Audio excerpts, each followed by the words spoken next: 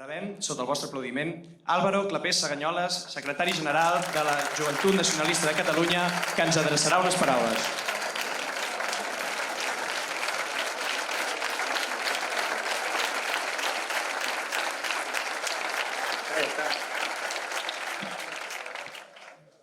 Bon dia, congressistes. Álvaro Clapés Saganyoles, Sarrià Sant Gervasi, 30 anys, militant des de 2014. Em feia il·lusió començar el meu últim discurs com a secretari general de la mateixa manera que vaig començar aquell dia, ara fa 9 anys, en una reunió de col·lectiu de la Joventut Nacionalista de Catalunya de Sarrià Sant Gervasi. Permeteu-me que avui que marxo no comenci amb els agraïments protocolaris, sinó que adreci les meves primeres paraules i els meus primers agraïments a la militància de la JNC. Sempre hem parlat de la JNC com una escola de patriotes, però crec, sincerament, que la JNC és una escola de persones. Una escola de creixement i formació personal per molts joves que prenen consciència de la realitat que els envolta, que són inconformistes, que volen millorar-la, que prenen partit i que dediquen temps i energia a la voluntat del servei dels ciutadans i de Catalunya. Per tant, gràcies als que ens heu acompanyat i heu format part de la JNC durant aquests 2 anys, perquè heu estat al batec d'aquesta organització i heu estat insubornablement en l'acte de servei per Catalunya. Gràcies també a tots els companys de la JNC de Sarrià Sant Gervasi i de Barcelona per ser sempre aquell oasi de companyerisme, amistat i llum que va fer quedar-me quan vaig entrar i que han estat sempre al meu costat en tots els passos. Gràcies, Judit, per donar-me aquella oportunitat fa 4 anys i per ajudar-me a donar el pas ara fa 2 anys també i donar-me tot el suport possible. Crec que mai estaré prou agraït. Intentaré no emocionar-me, però com és el meu últim discurs.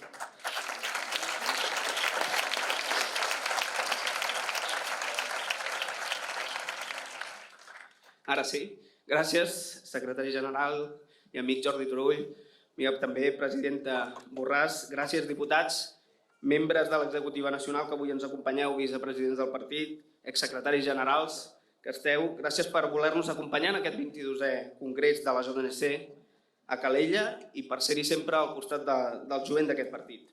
I un especial agraïment al president Puigdemont, als consellers Comín i Ponsatí, a tots aquells que segueixen defensant la dignitat d'un país des de l'exili, que persisteixen en defensar la voluntat i la determinació de la llibertat del nostre poble.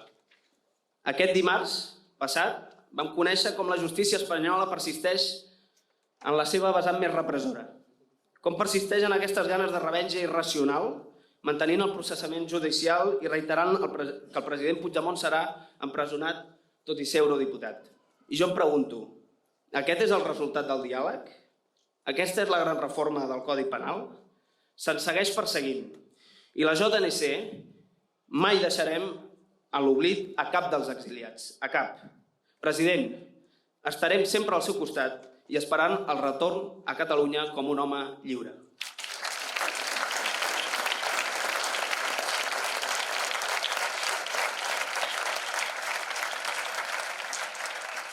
Avui la JNC tanca un període dins dels seus 42 anys d'història.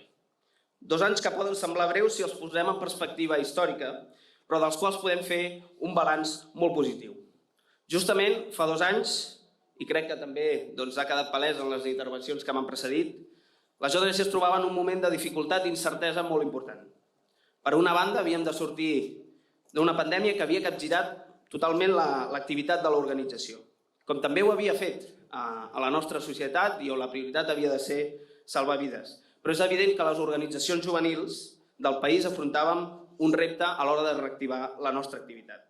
I fer-ho, a més, en un moment on especialment els joves patíem les conseqüències econòmiques i de benestar emocional que aquesta pandèmia havia causat. D'altra banda, també ens interpel·lava un context nacional de repressió de l'Estat i de desorientació de bona part del moviment independentista. Segurament, i pel que vam poder interpretar com a executiva, per la manca d'unitat estratègica a l'hora de continuar i fer valdre el mandat de l'1 d'octubre, que en paraules de molts joves i molts amics, generava desorientació, desmotivació o desil·lusió. I finalment una incertesa importantíssima, com era el futur de la JNC com una eina política juvenil.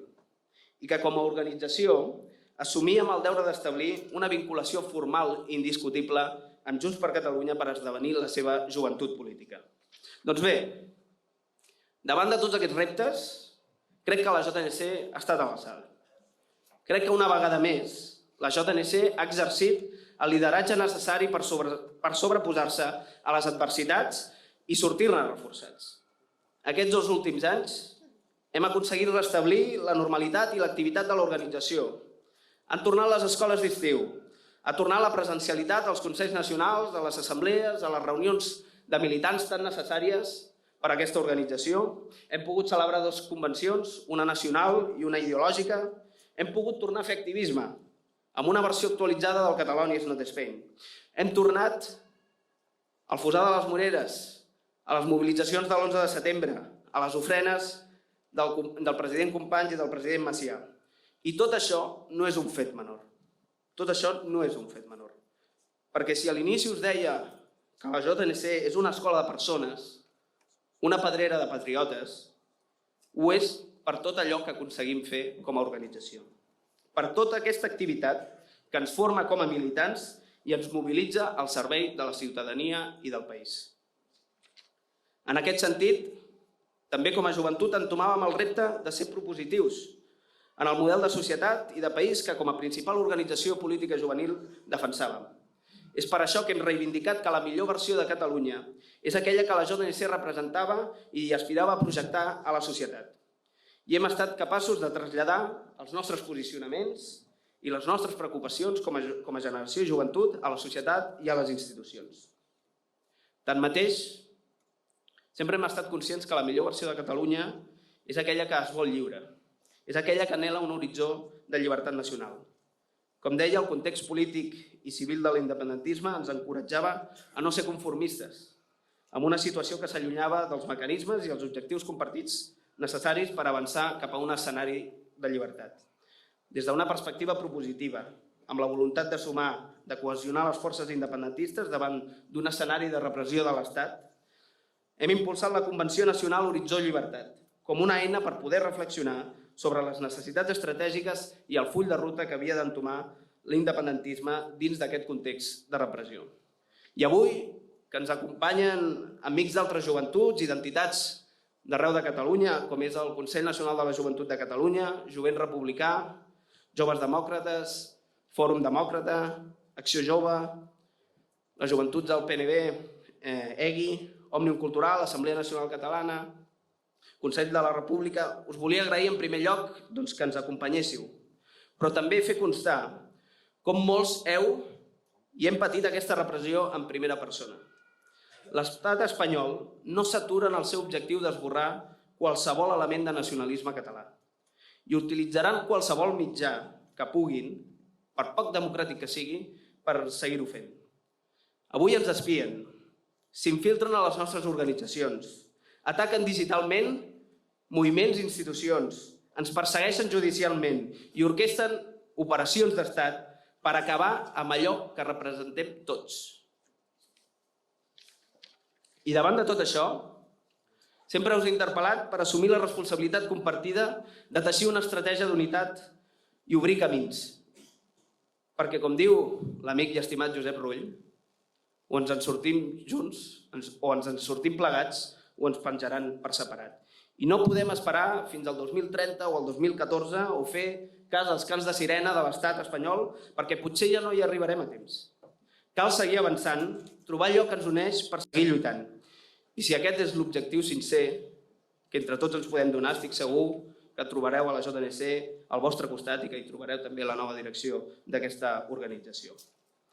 Per últim, aquests darrers 2 anys, l'organització entomava un repte majúscul, importantíssim, com era consolidar la seva relació amb Junts per Catalunya per esdevenir l'organització política juvenil de referència. L'octubre del 2020, sota el mandat de la Judit, de la secretària general Toronjo, la JNC va decidir que el seu projecte polític que més representava els valors fundacionals i actuals era Junts per Catalunya. Des de llavors, hi va haver un procés de consolidació de Junts com a partit polític i en el qual, com a JNC, hem volgut sempre tenir un paper rellevant dins de la seva participació activa i de la participació i de la proposta ideològica i nacional. Tanmateix es tractava d'una qüestió pràcticament de supervivència per la JNC poder tenir un acord formal amb el partit, perquè la continuïtat de l'organització, tal com l'hem coneguda, estava directament vinculada al reconeixement mutu entre els dos. En aquest sentit, puc dir-vos que hem complert aquell compromís que vam adquirir en el darrer congrés a la Selva. Puc dir-vos, avui aquí, que la Joventut Nacionalista de Catalunya és la joventut política de Junts per Catalunya. L'única que, malgrat pocs il·lusos enterradors, seguim dempeus, combatius, més preparats que mai al servei d'aquest poble. Siguem-ne conscients i valorem-ho molt. En aquest mandat hem encetat un nou capítol dins de la història de la JNC al costat de Junts per Catalunya. I ara pertocarà a la futura JNC, a la futura executiva, poder fer valdre aquest nou estatus i poder començar a caminar i a fer els passos que facin gran el nostre projecte polític compartit. I vaig acabant. Espero no emocionar-me, evidentment. Avui marxo molt content de veure com hem posat la primera pedra i s'han bastit els fonaments per fer créixer encara més la JNC. Per davant segur que hi haurà reptes que tornaran a posar a prova a la militància i a l'organització, noves conteses electorals, nous desafiaments interns, nous escenaris nacionals, noves necessitats del jovent català que caldrà defensar. Però avui podem estar orgullosos, perquè per afrontar tots aquests reptes, avui tenim una JNC més gran, més forta, més territorialitzada i més preparada. Una JNC més determinada per lluitar en allò que creu, més convençuda que mai per reivindicar la voluntat fundacional d'aquells que el 1980, a Platja d'Aro, van fundar aquesta escola de patriotes. I tot això ha estat gràcies a vosaltres, a la militància. Però volia fer una menció especial al magnífic Comitè Executiu Nacional, que avui estan al meu costat, que ens han acompanyat i que en aquesta aventura, que sense ells, sense el seu compromís i lleialtat, de ben segur que no hauria estat possible res del que s'ha aconseguit. Així que moltes gràcies.